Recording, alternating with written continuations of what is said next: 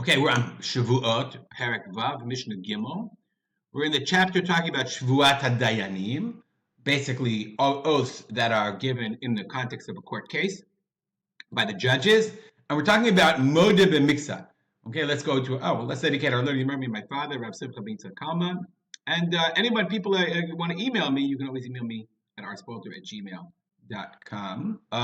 So we're talking about the Shevuot D'Oraita of Modeh B'Miksa. Modeh B'Miksa, we learned that if a person claims you owe me $1,000, he says, no, I only owe you $500. That's a Shevuot D'Oraita. That requires a Shevuot min Torah with Nikitat Chayfetz, with the taking of, withholding of the Sefer Torah or some Davar Sheba Kedusha, etc. So now we're going to talk about. We said it has to be Hoda'ah Mimin HaTa'ana, meaning when you make a claim, the admission has to be from the same species or same type of product as the claim. So the Mishnah says, Litra zahav le'eshe biyadecha. You have a litra. It sounds like liter. It's an old. Gati explains litra is an old, an ancient Roman measurement. Okay, 358.5 grams approximately. So you have a measurement, a weight of gold. You are holding a weight of gold. Ein lecha biyadei litra kesef. What are you talking about? I have a litra of kesef. Patur. So you're patur. Why? Because that's not hoda'ah min hatana. It's not the same min. You said the guy had gold, and he says, no, I only have silver.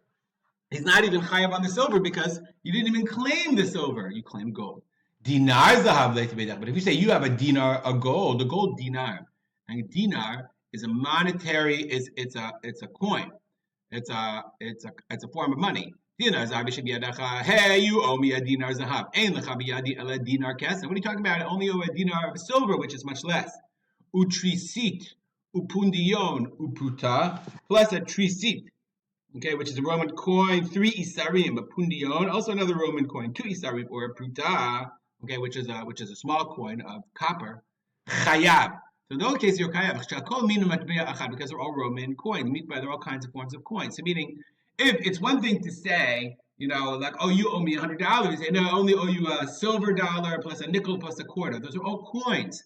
So even though $1, the $20 bill is made of paper, it's all money. They're forms of money. So therefore, the min matbei achad are the same kind of money. Interesting question. What would happen if the guy says, you owe me $300? He says, no, I only owe you 200 shekel.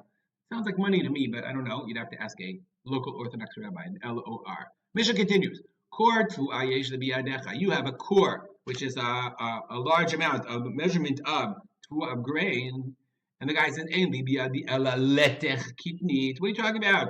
I only have a letech, which is a much smaller, half a quart of kitnit, of legumes, patur. Why? Because kitnit and legumes are not a form of tuah, of grain. But kor peirot le'eshli biyadecha, you have a core of peirot. Peirot is like a catch-all.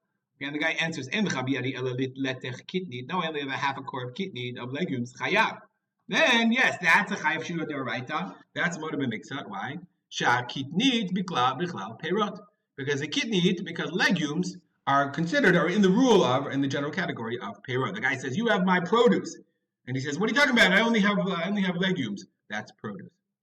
Ta'ano, this is a famous line. Ta'ano chiti v'hodolo b'sa'orim. The guy says, you owe me wheat, and the other guy says, no, I only owe you barley. Patur. Tanakama says patur. V'Rabban Gamliel mechayev. Big machloket Tanaim. Gamliel says, yes, you don't have to have hoda'ah mimin hata'ana. Rabbi Gamliel argues on this famous rule and says, even if the hoda'ah is not mimin hata'ana, you're chayav. We don't pass them like Rabbi Gamliel.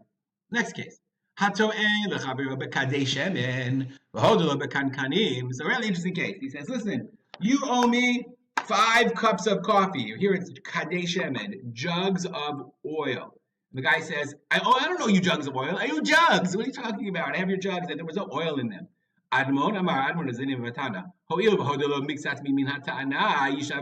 That's a partial admission, because when I say you owe me 5 jugs of oil, you owe me 5 jugs and the oil that's in them, and then you agree that you owe the jugs.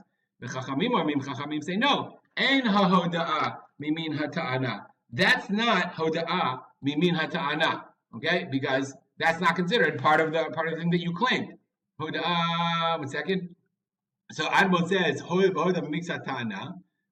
The Havale Kimo Ta'ano Chitim v'hodalo usorim v'hodalo be'achad me'em. Meaning, it's as if I claimed, hey, you owe me wheat and barley, and you admitted to one of them. You owe me jugs and oil, and as if you owed one of them. Halacha ke'admon. So we pass it like admon in that case, that the jugs are considered a separate item.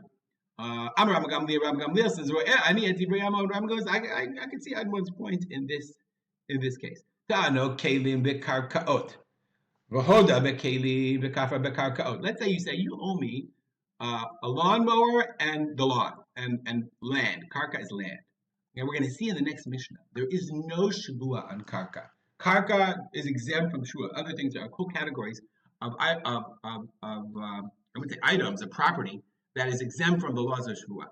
Okay, so it says you owe me a lawnmower and the lawn. Hoda bekelim bekafar bekarka. Yeah, I have your lawnmower, but the lawn is mine. Or bekarkaot bekafar bekelim. Or yes, I agree with about the land, but I don't know yet. I don't know your lawnmower. Patur. Then you're exempt. Why are you exempt? Patur mishvuot deoraita lo ala karkaot v'lo ala kelim. She'ein hoda'at karkaot bi'ato didei shvuah. The admission of owing of land does not bring to shvuah. As I said, ein din shvuah bekarkaot. There is no rules of shvuah. There is no oath vis-a-vis karkaot of land. Okay. Hoda b'miksat karkaot patur. Again, if you admitted, I say, I owe you one piece of land but not the other. That's patur. Even though it's really moda b'miksat, but there's no shvuah for land. B'miksat kelim chayav. Let's say you owe me 2 cars, a lawnmower, and the lawn and the land. And the guy says, "What are you talking about? I only owe you the lawnmower. So therefore, you were modeh b'miksat kelim of the vessels. Part of the vessel, you admitted, then you're chayav. Why? Shanachasim, you're chayav on all of it. That's something called. We'll see in a second. There's something called the Gilgul Shevuah. Shanachasim she'en la machayut. The nechasim she'en la machayut, meaning en la machayut that have no liens on them, i.e., metaltalin, movable property. Zokikin et nechasim sheyesh la machayut lishav alem. Zokikin, they create zika. They obligate the property that has achrayut, land, lishav alem. That's a complicated phrase. Okay, so meaning once you're above, if the claim includes property, land, and you say only owe you property. So normally there's no Shevuah on land, but there's something called Gilgul Shevuah. I'm going to write that. I'm going to write it here just so you see the language. It's called Gilgul Shevuah. Gilgul is from the word galgal, a roll, meaning you roll in it. So galgal is a wheel. Gilgul Shevuah means it's rolled in. Once there's a Shevuah on the entire claim, then once there's a Shevuah on part of the claim, once there's an oath on part of the claim, that on the modim and mixat, then we just roll in the land. Even though land is normally exempt, we roll in the Shevuah af ala karkaot al yedei. Oh, here it is, Gilgul Shevuah. All right, we'll stop here. We did dedicate our learning. So have a great day.